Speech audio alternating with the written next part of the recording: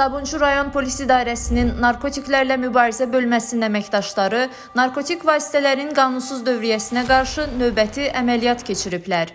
Əməliyyat zamanı narkokuryerliklə məşğul olmaqda şübhəli bilinən 32 yaşlı Ağamir Mirələmzadə saxlanılıb.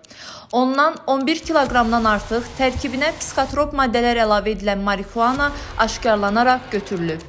Saxlanılan şəxs ifadəsində narkotikləri sosial şəbəkədə tanış olduğu İran vətəndaşı vasitəsilə əldə etdiyini və paytaxt ərazisində ayrı-ayrı ünvanlara pul müqabilində çatdıracağını bildirib. 9 kilo vəsaildir. 20 yanvarda konum eləyəcəksən. Bir dənə 1 kilosu zəhmət yanında 6 kiloda inşallah özümüz dağıdacağıq yavaş-yavaş. Faktla bağlı başlanan cinayət işi üzrə istintaq araşdırmaları davam etdirilir.